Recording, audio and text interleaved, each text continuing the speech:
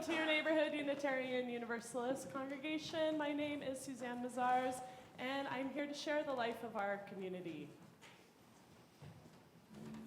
A group show happening right now is Portraits Transformed. It's on till June 1st. Some work's behind me, and on our upper galleries, we'll turn the lights on after service, and you'll have a chance to check them out right before our AGM or anytime during the week. As I mentioned, our AGM is happening today. Registration starts at noon. There will be pizza to help you keep yourselves energized between service and the AGM. Steve, who's playing guitar today, is our secretary and is receiving your proxies if you're not able to stay. Our open mic is happening this Saturday from 7:30 to 9-ish. Performing artists of all modalities and ages are welcome to share with our encouraging and supportive audience. Even if you don't want to share, you can come be a member of that encouraging and supportive audience. You can speak with MC Allison if you want to learn more. The fundraising committee. Where will you volunteer and lend a hand in the year to come? Play a part in our fundraising initiatives that help keep neighborhood thriving. There will be a Mimosa Sunday on June 8th for a beverage and chat with our fundraising committee members with any questions you may have. We're looking for some new members and some fresh ideas. We will be having our silent auction this year in November and start looking for donations of items. And keep that in mind over the summer if you're cleaning out your home and have some items you could donate. Who You Are Matters, a conversation experience, bringing together all members of our Danforth Multi-Faith Commons, is happening here on May 26th. Of course, you're welcome to attend from 7 to 9:30 p.m. Tomorrow is our federal election day, and neighborhood is being used as a polling center. So there will be no access to the building, to our space tomorrow, as it'll be completely used as a polling center as we take part in the democratic process. And next Sunday is our final Sunday on the theme of transformation. It will be a community wisdom service with speakers being you, offering your wisdom around transformation. Music will be provided by our own spirit choir, and Rev Sally Fritchie, our minister, will have moved here and will be here in person to weave the service. Woo!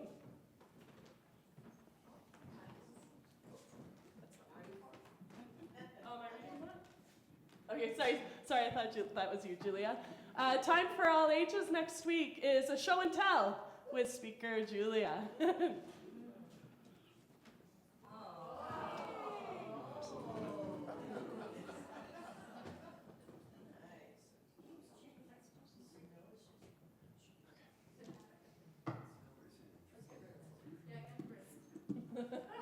Next week.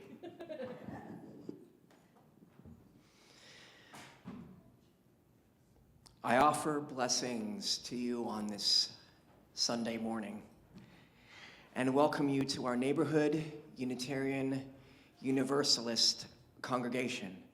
For those here in our sanctuary and those who are at home and spiritually with us on Zoom. I am the sons of Danish and German settlers to this land, what is the treaty lands of the Mississaugas of the Credit, and the traditional lands of the Wendat and the Haudenosaunee communities, who have been on this land in time out of memory, and who have been joined by other First Nations such as the Métis and the Wendat. They believe that the earth, the trees, the water, the sage, the tobacco, and all the other running, flying, swimming creatures are brothers and sisters and wish to be who wish to be treated with equality and respect. We settlers, unfortunately, have not always shown that respect. So I make a promise to make an effort to show that respect now. On Turtle Island in Treaty 13 territory. My name is Kurt Thomsen, and I am honored to be your service weaver this morning. It is my esteemed pleasure to welcome back Reverend Stephen Atkinson, who will be giving our message of inspiration this morning. And as I'm sure you can tell, our music is offered this morning by our Spirit Band.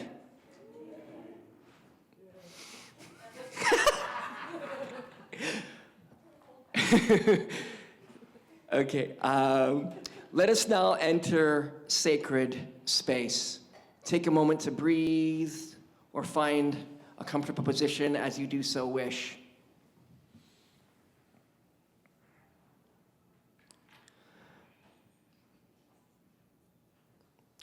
In order to keep sacred space undisturbed, I ask that you make sure that your electronic devices are turned off or turned into silent mode, unless you actually need them to participate in the service.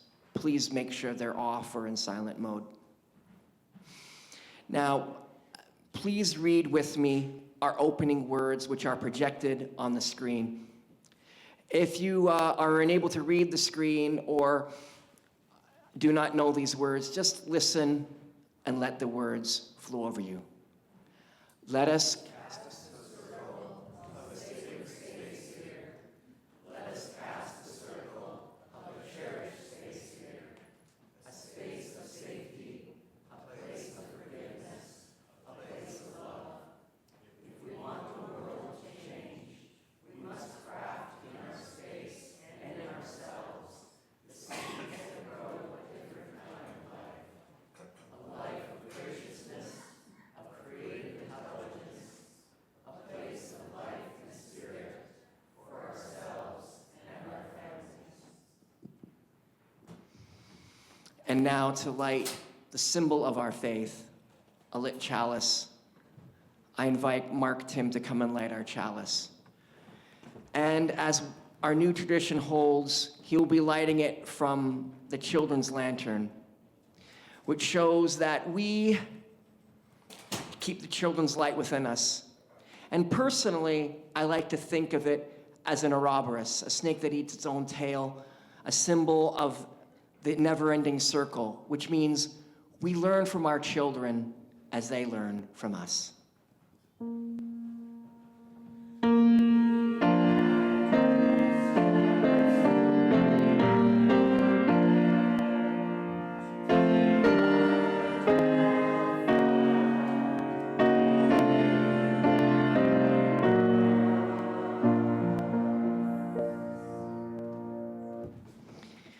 And now for a prelude by our Spirit Band.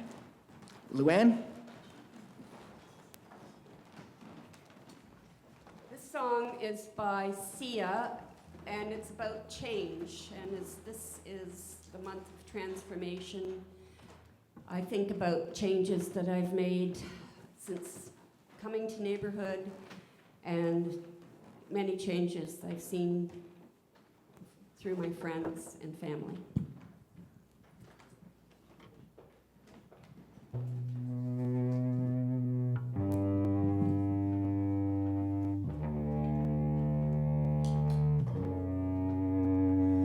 World, I want to leave you better.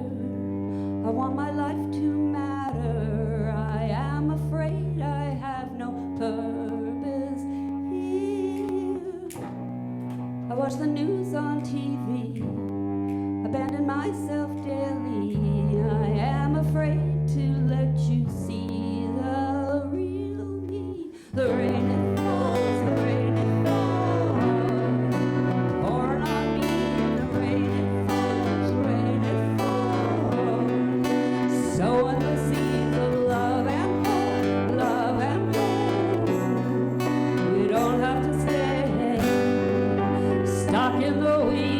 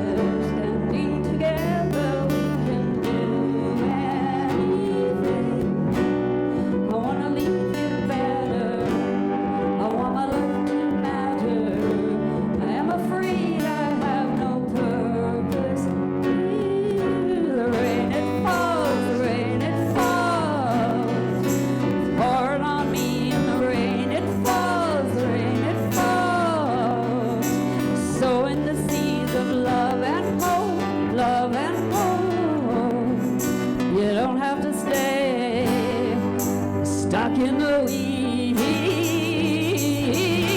Have I the courage to change? Have I the courage to change? Have I the courage to change today?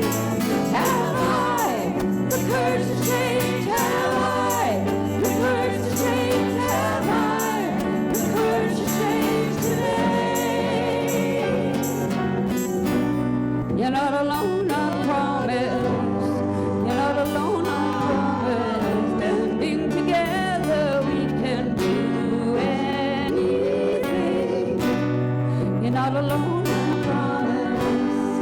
You're not alone in all this. Standing together, we can do anything.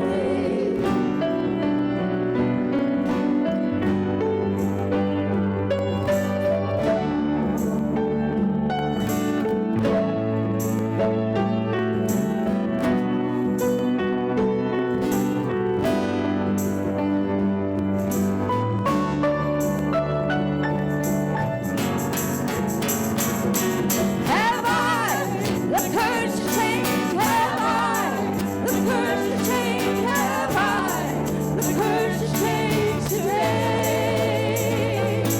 Have I the courage to change? Have I the courage to change? Have I the courage to change today? You're not alone in all this. You're not alone, I promise. Standing together, we can do anything. You're not alone in all this. You're not alone, I promise. Standing together, we can do anything.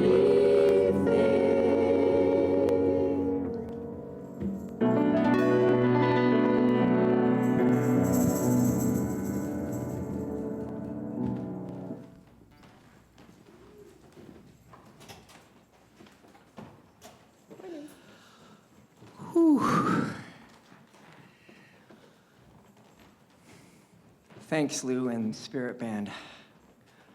All I can say is, whew. I don't think any other words can come out of me right now about that. Just so wonderful. We now continue in sacred space. I offer my most gracious gratitudes to all staff and volunteers whose efforts made this service and every one of our services possible. If you're curious to know about the groups and committees who make up our congregation, who help put this service together, there's a list of committees with chairs in our cappuccino room. We come from many beliefs and learn from very many traditions. If you are new here, please take a red mug in our cappuccino room, and that's a signal to us that you wish to be approached so we can learn more about you as you learn more about us. Also, you will find in the backs of the chairs new member cards that you can fill out, so you can, and then you can put them in the offering baskets so we can get your information that way. Also, I'd like to point out that we have our mask-only section over here for people who are just masked. And if you are going to be chatting in the cappuccino room after service, you can do so. And if you want a quieter space, we have our youth room just to the right, just to your right there, for a quieter space. I also would ask that, you know, if you could come out and see some people who might be a little uncomfortable coming into a crowded area to chat, who might be remaining out here in our sanctuary. And if please be distanced or masked if requested. We also have an activities table over to your left with, you know, papers, pens, and other artistic supplies that, you know, you could, if you wish to do some artwork to help you focus on the service. And also, feel free to do knitting or crocheting from your seat to help you as well. Our mission here at Neighborhood is to empower spiritual growth and shared action for the care of our world. This is our 5th week in traversing our lovely theme of transformation, which is one of the values of our year-long life exploration of love is at the center. And Reverend Stephen will be enlightening us on some of the ideas of Henry Nelson Wieman, Unitarian theologian, who, with the idea of just the balancing of the objective with some of the subjective viewpoints. And I think this brings me to something that Wieman actually wrote from that. Second.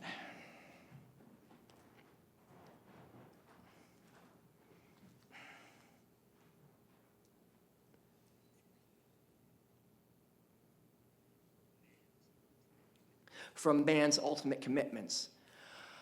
The religious problem can be described as thus: how can I save myself from the death of my own true self under the suffering impositions of automatic trivial experience, which Wieman refers to as conformity? How can I come to my true potential? And what must I do to bring forth to the true seating of myself, to bring forth my genuine and authentic self? And now we come to a very pleasurable portion of our service where you're welcome to greet all your neighbors. And those of you on Zoom, please unmute yourselves. And here in the sanctuary, find a face that you know, find a face that you haven't seen in a while, and then after you've greeted a few people, take time to wave to the camera on Zoom. There'll be a chime to sound to end.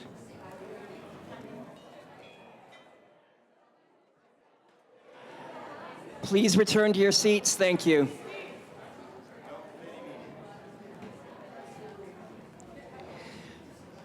I now invite you to stand or sit, if you will, for our opening song. Spirit Band, if you wouldn't mind leading this.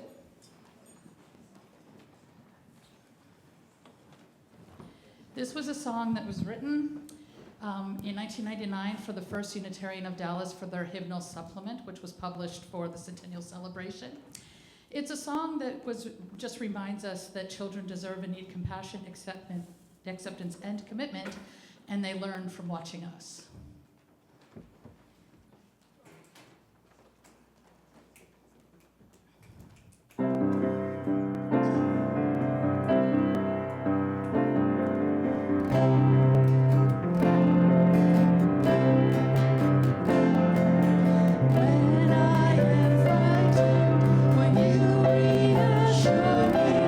When I'm uncertain, will you hold my hand?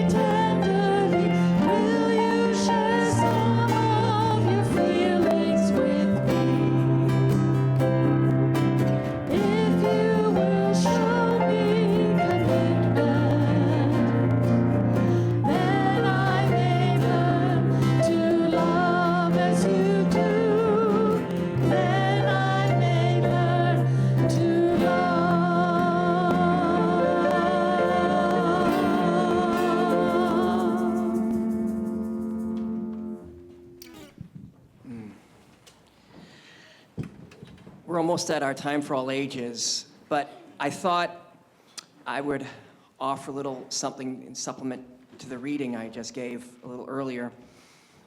An idea of separating the automatic from the subjective. One of my last times with a Christian church, a particular church I was at, everything seemed automatic to me. Just everything was just because. Even when I was asking what this meant, it was always a just because. And a former partner of mine introduced me to this faith, which allowed me to be myself and ask all the questions I needed to ask. And I learned that there was not just one answer. We could have many interpretations that were all right. Every interpretation was right in its own way. And that's what I really love about this place. We can be ourselves, young and old, with our different views. And now, I would like to invite all the young in body and in heart up for a time for all ages. Julia? Thank you, Kurt. Well, today, for our time for all ages, we have a puppet presentation for you. Do you want to actually sit there? Just because Dad and I are going to be doing the puppet show, but you can sit here if you want.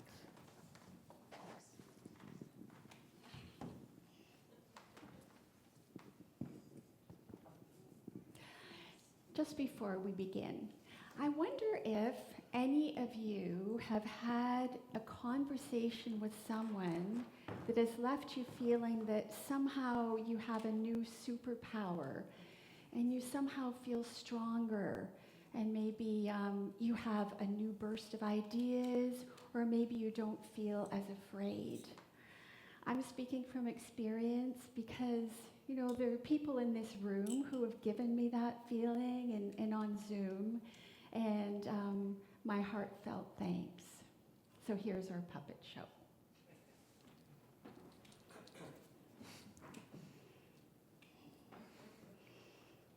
Hey, what's up? Well, I'm feeling really stuck. I have a bunch of students who are sad and lonely during recess. I've tried to help, but nothing's working. It's really getting me down, and the kids are noticing.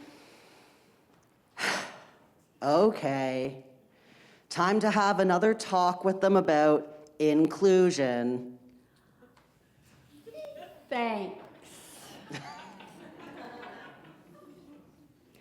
Okay, take 2. Let's kind of begin this again. Oh, I'm sorry you're feeling that way. Let's think about what we can do to help you get unstuck. Here's a question for you. If you could wave a magic wand, what would make you happy for those kids? Let me think. Well, I guess I would be happy if they could be in a place that would magically teleport them into like a game or a friendship. Kind of impossible, though. Well, let's see. What might that place look like? Remember, you have the magic wand. Something makes me think it might involve rainbows and enchanted toadstools. Ha-ha, you know me well. Okay. I'm trying to imagine some special place. Like what you said. Maybe a circle of toadstools or some colorful benches. Wicked. Now let's think about how those places could somehow teleport those kids into a game or friendship? You just gave me an idea. Maybe when they go to those places, it could send a signal that they're up for some fun. Now you're talking. And what about getting the kids and the parents and the teachers involved? It would bring everyone together. I feel like I'm looking at things so differently now. You got this, but do me a favor. What's that? Remember, I got you. We can figure things out together. We got each other. Well, it looks like recess is almost over. But we have one more thing to do before we go into the rainbow room. We have to ask these kids if they can think of a name for these places, these buddy places. Maybe we can think about it in the rainbow room. Thank you.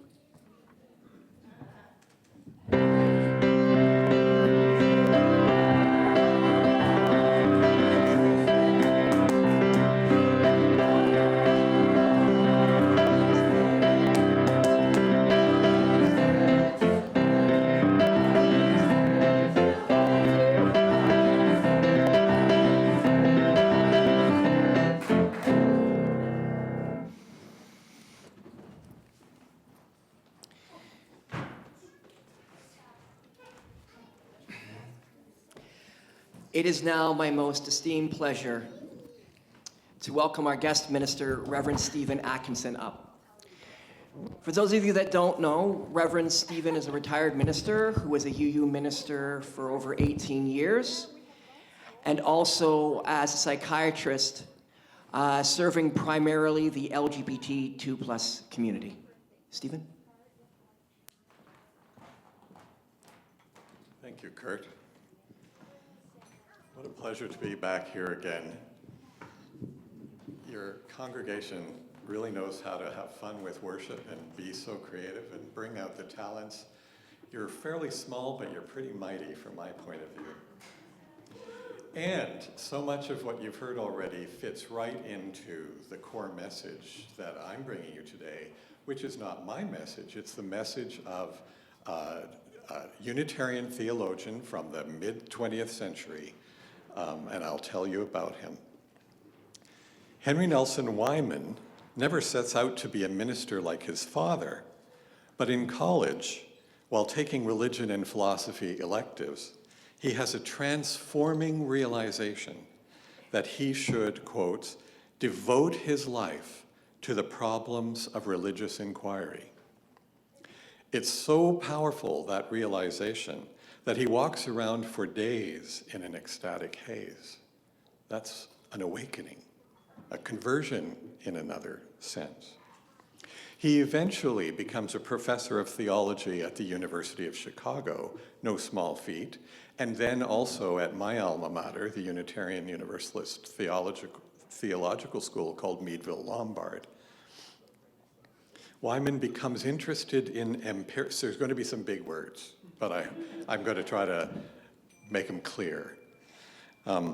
Becomes interested in empiricism, which is a philosophy that holds that knowledge can only be based upon sensory or actual experience.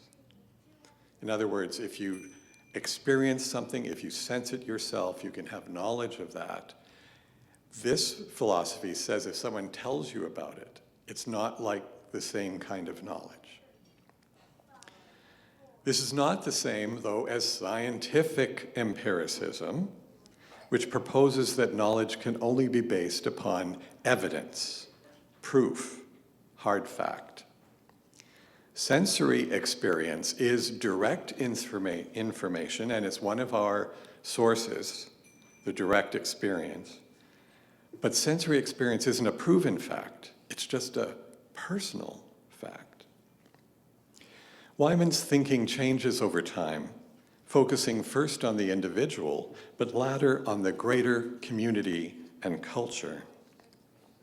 He comes upon the idea we'll be talking about today, namely creative interchange. But before we go there, a few words about rationality as an entryway to spirituality. These two terms in some people's minds are contradictory, but they're not. They don't have to be. Spirituality, I'll give you one sense of it, is that aspect of life that informs, uplifts, and calls us towards all that can imbue our lives with greater depth, meaning, and purpose. Broadly, it can include the mystical experience of something ethereal and purely sensory, the kind of energy that was behind Wieman's awakening, for instance.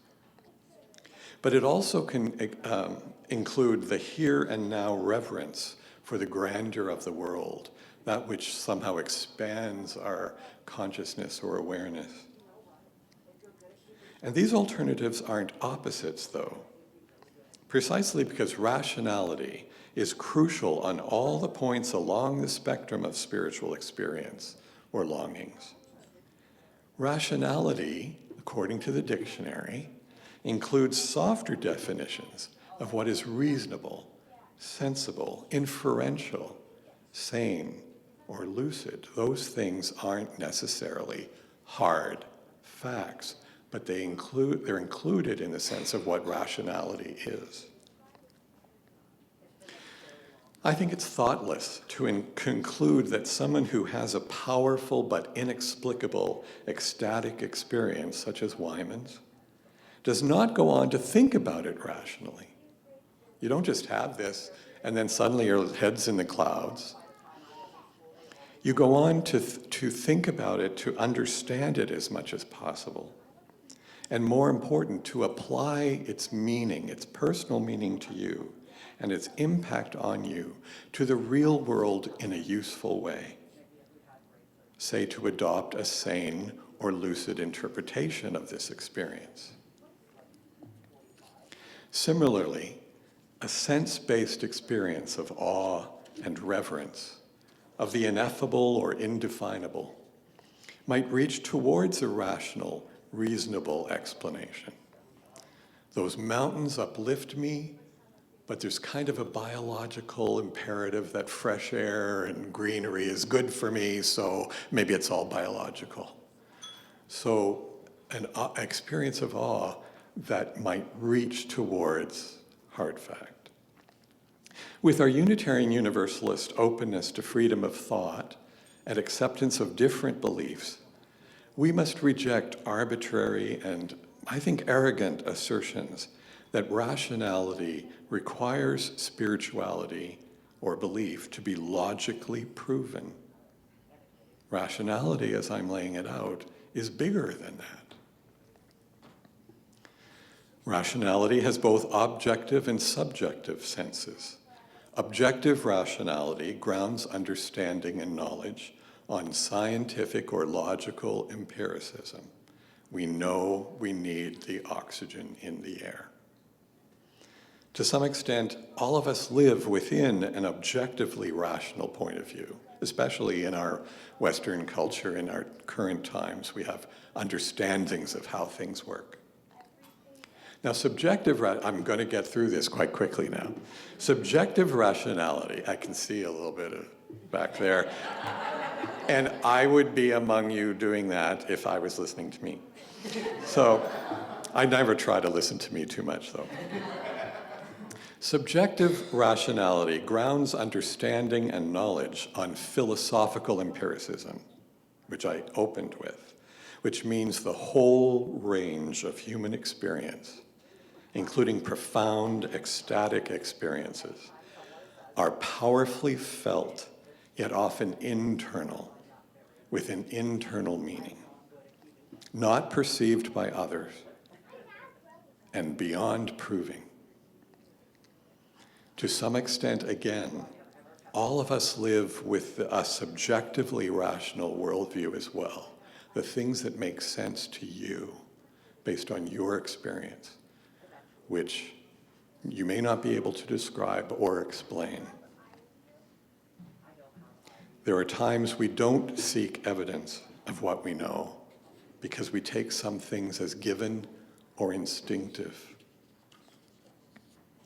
Rationality, then, is an aspect of spirituality wherever we stand on the objectivity-subjectivity scale. So that's the hard stuff. Now back to Henry Nelson Wieman. To his rational concept of creative interchange as both the means and the end of religious pursuits. And to the reading Kurt read earlier, you could see it up front, or on your Zoom screen, I imagine. In it, Wieman addresses the fundamental questions or problems that are the purpose of religion as a social institution, as he sees it. Wieman sets out two features characteristic of human existence. I do have some quotes from him in here. I've actually, footnoted them in the text. I'm not going to always let you know what's his, but you can come and have a look if you want. One is the fact that human beings are changeable over time. We wish some of them were more changeable, and we sometimes wish we weren't so changeable, but we are. Our behaviors are not determined, at least according to Wieman. There are people who think they are. And our concepts are not stationary. Almost everybody in here has experienced concepts that have changed, that have moved and moved you. The other is that we have the capacity to be self-aware, whether we develop it or not. Human beings can be changed, be lifted up or brought down by good or bad experience, by the ideas of others, by the imperfections of society and culture, and many other factors. We can be turned towards good or evil.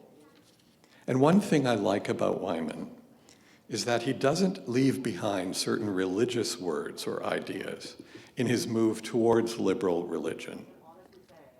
When these terms retain immense meaning and power, he's not shy as an eventual Unitarian to acknowledge human evil. And we should not be either, especially when we are confronted so destructively by it in our time, including in our own country. Wieman observes that we have the capacity for undergoing radical transformation in a wide variety of dimensions. For Wieman, one of the primary human questions that religion addresses is, what can transform human beings in such a way as to save us from the depths of evil and bring us to the greatest good which human life can ever attain? What can save us from the depths? What can bring us to the greatest achievements, greatest good? Wieman talks about each person's original experience, which is our own true self.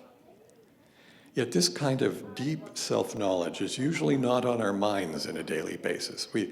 Some people cultivate that, but most of us, we may do that for 20 minutes in the morning and then we go about and make our breakfast. The need for self-knowledge can be hidden. It can be hidden behind the desire to fit in, to succeed, or to avoid criticism. Discovering the true self and risking becoming or expressing it is nonconformist.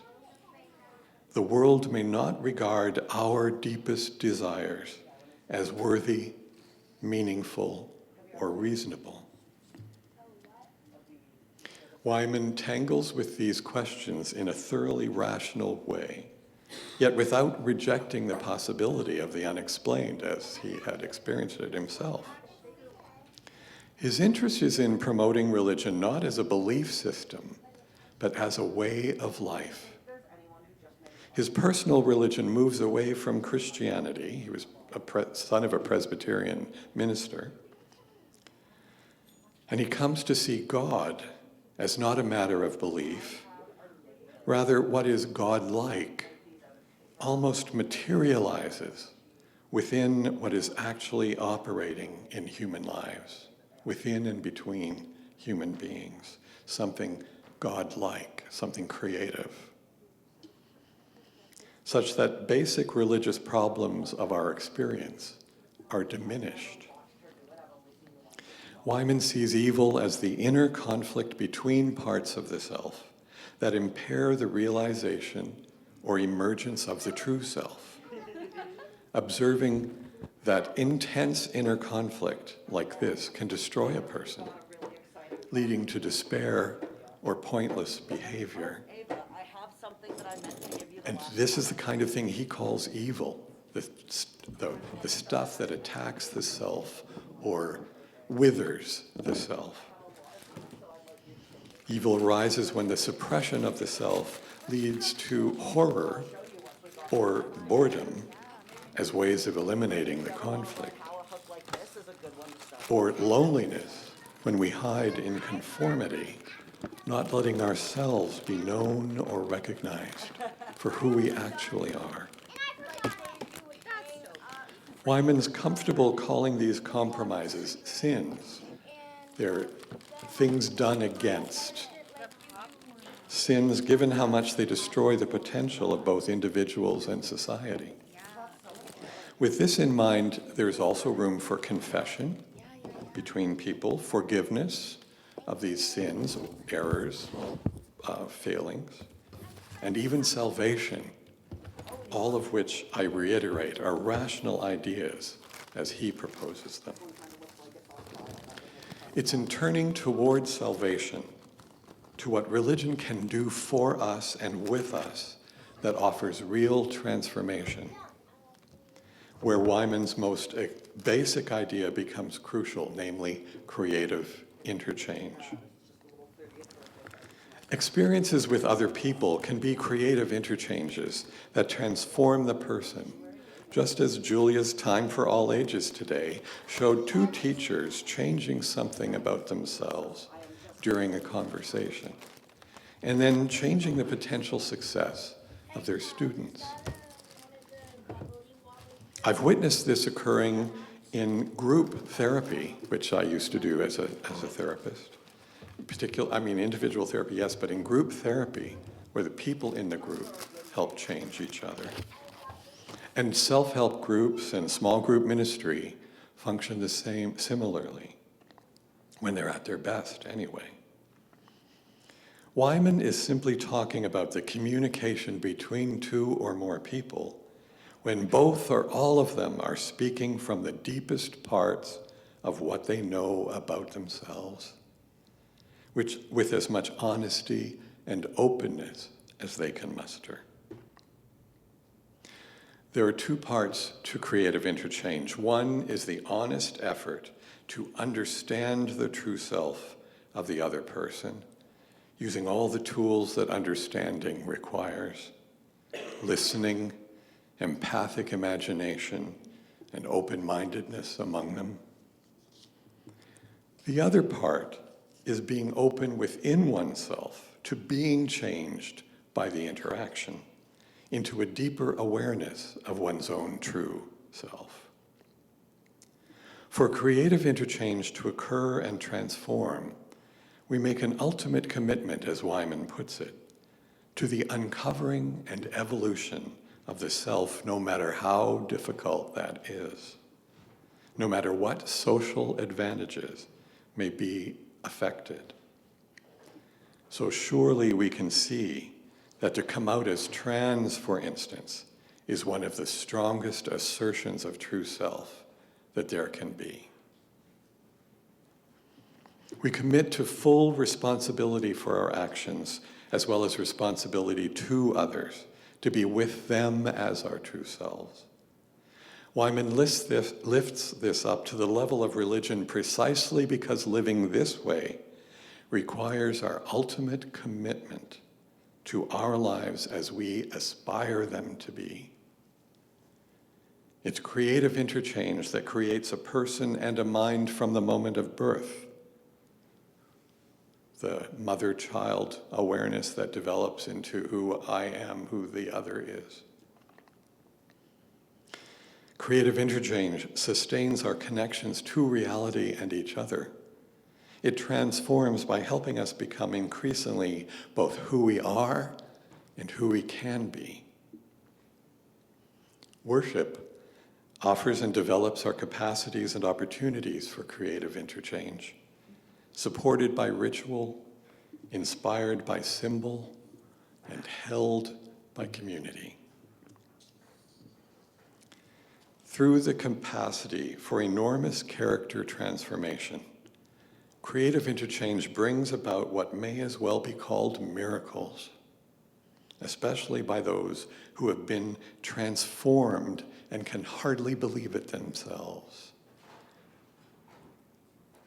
I remember a man, I was in group therapy, part of my training experience, and there was a man there who was incredibly stuck, and before I left group, I kind of lambasted him with how unaware he was, especially of his wife. Years later, I happened to know someone who was in that group, and he was still there, and he explained that my lambasting him, he didn't name my name, actually helped to wake him up, and he's felt so much better, and his marriage is better. Now, I'm not taking credit for that. I was losing my temper, but I was being honest with him. Creative interchange. Where am I now? Creative interchange promotes an ethic of responsibility limited only by the realities of circumstance and one's capacity to understand. And Wieman is no small thinker. He wasn't just talking about you and me or even us. His book goes on to outline how creative interchange can be brought into and practiced and transform each aspect of society. He has chapters on the law, on education, on industry, on economics, and how those parts of society could be developed and transformed by bringing these ideas into them. Thank goodness that we all have the same starting place, right here today with each other, especially in our participation in the congregation's annual meeting after the service, whether in person or by proxy. Did I get it right? Okay. And thank goodness that rational spirituality can be so accessible as among us right here. May we make that so and continue to make it so.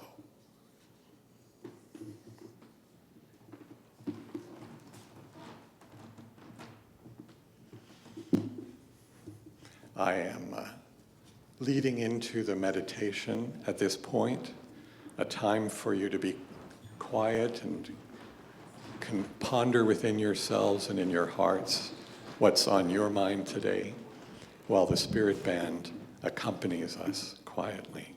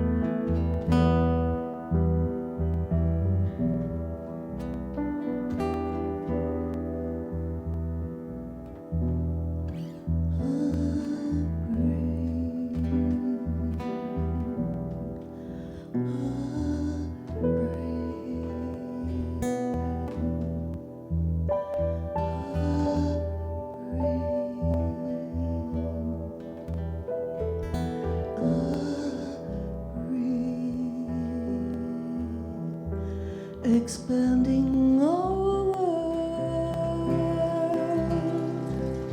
opening to new experience.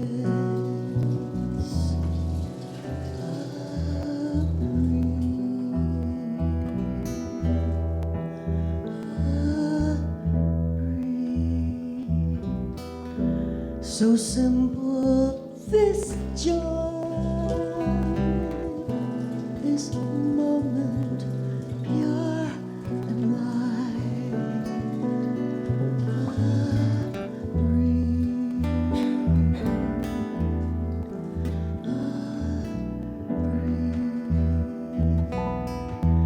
Connecting our lives with this breath.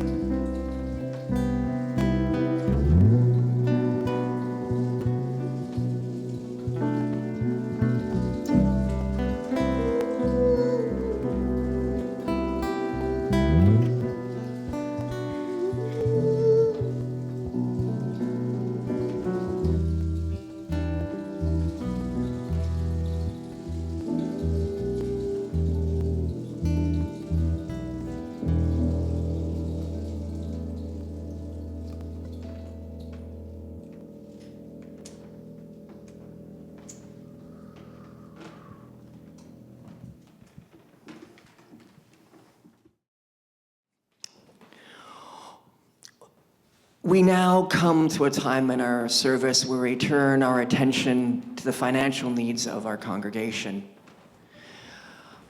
We thank those who give in the baskets, who give checks, who make e-transfers, and who use the QR codes. Those on Zoom, you'll find a link to our donations page on the chat. All donations are welcome, even the smallest is. Now, Sean, would you like to introduce your song? Yes, this is a song that I wrote for today, and it's kind of about dealing with those changes and transformations in your life and how sometimes the challenges that you face you'll look back on as being kind of the treasured moments of your life. Carlos, can you take it back a slide, please?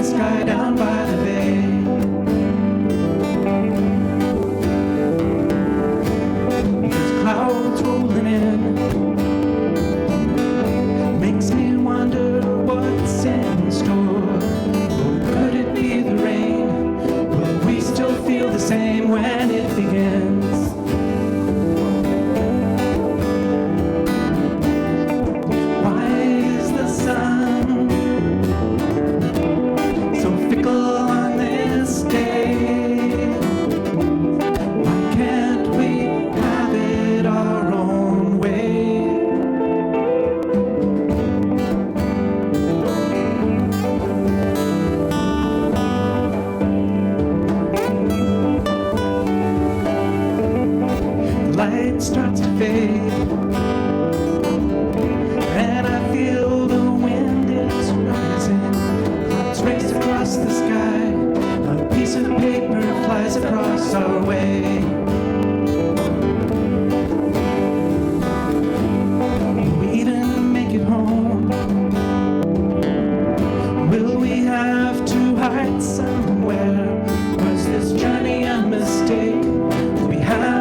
it takes to brave this storm. Why is the sun so fickle on this day? Why can't we have it our own way? There's always time turning the page. The ways of the world are strange. The patterns we know rearrange. The only thing constant is change.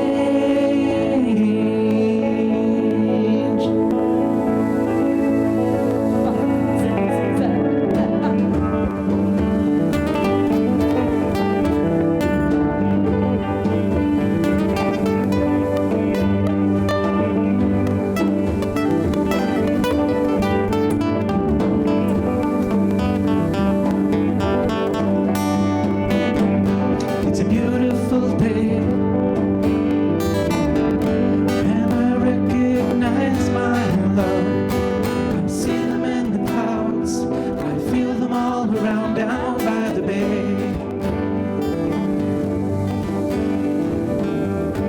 And when the rain is rolling in,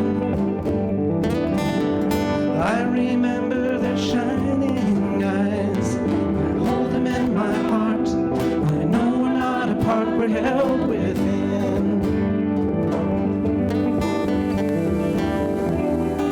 Why is the sun so fickle on this day? Why can't we have it our own way? There's always time turning the page. The ways of the world are strange. The patterns we know rearrange. The only thing constant is change.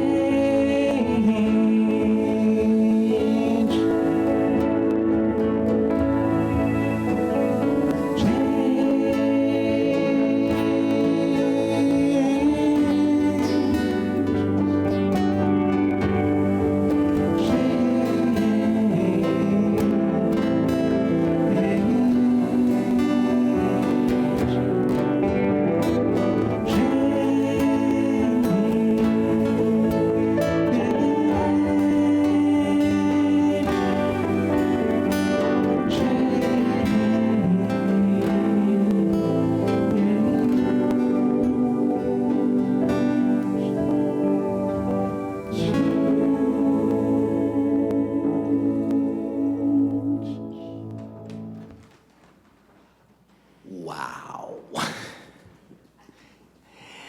Thank you. If you've found home, spirit, friends, and community here, let this offering be a token to our greater life and our greater good. And now, I ask if you would rise or stay seated, if you will, for our final song.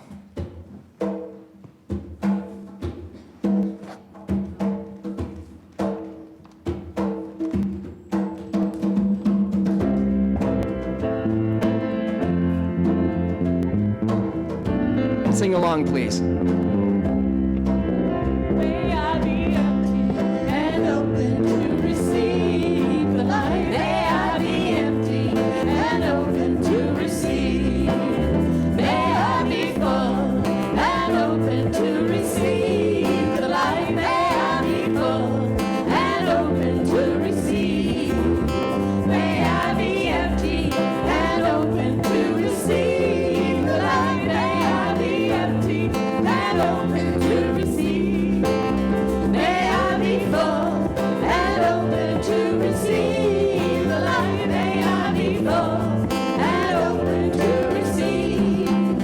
May I be empty and open to receive the light. May I be empty and open to receive. May I be full and open to receive the light. May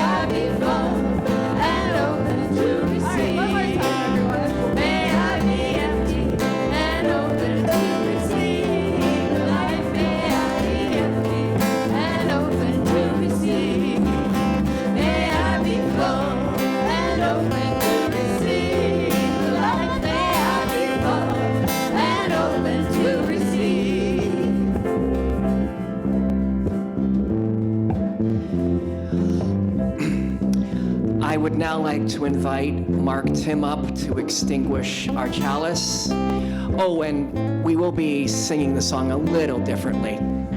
Follow Suzanne. We're in the month of transformation, and we've transformed the support of our chalice extinguishing song because we are going to receive the light from the chalice with this music. So go ahead, Mark. There we go, everyone. Although our chalice has been darkened, we hold the fire within our own hearts.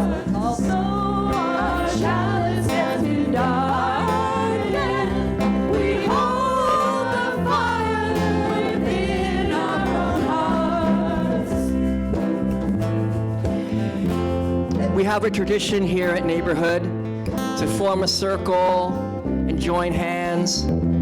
Or if you don't feel like that, you can just stand aside, hold your hands, and do a namaste, which means I greet the spirit within you. And now I invite Stephen for a closing blessing. May we leave worship and enter our congregational consultation, seeing this as an opportunity to speak from the deepest part of our hearts that we know, and to listen with the most openness to the other that we can offer, a creative interchange to bring about some degree of transformation among us and for the congregation. May it be so.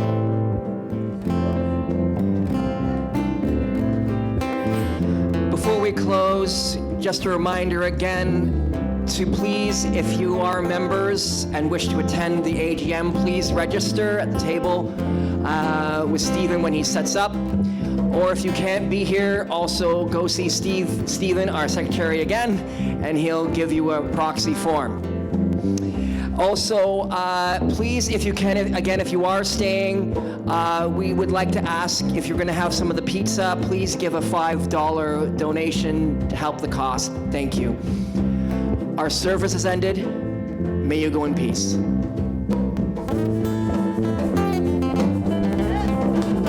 May I be empty and open to receive the light. May I be empty and open to receive. May I be full and open to receive the light. May I be full and open to receive. May I be empty and open to receive the light. May I be empty and open to receive.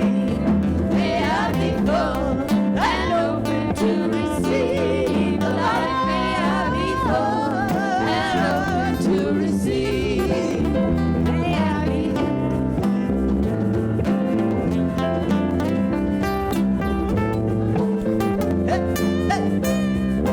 Thank you all for coming down today, enjoying our service, and I hope you stay for the AGM. Don't forget that $5. All right, last time, everyone. May I be empty and open to receive the light. May I be empty and open to receive. May I be full and open to receive the light. May I be full